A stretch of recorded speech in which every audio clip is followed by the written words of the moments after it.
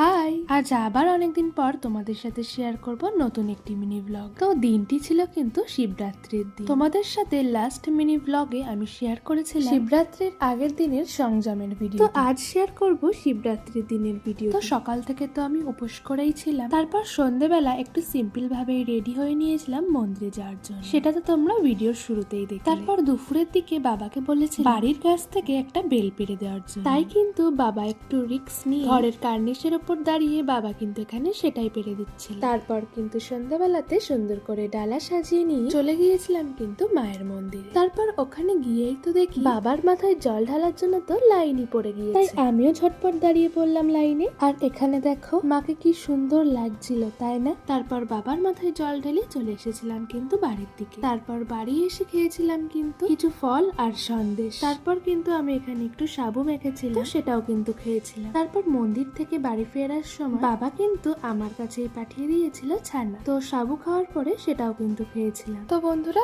আজকের ভিডিওটি কিন্তু এখানেই শেষ করলাম। আবার দেখাবে নেক্সট অন্য কোনো ইন্টারেস্টিং ভিডিও। তো বন্ধুরা, টাটা।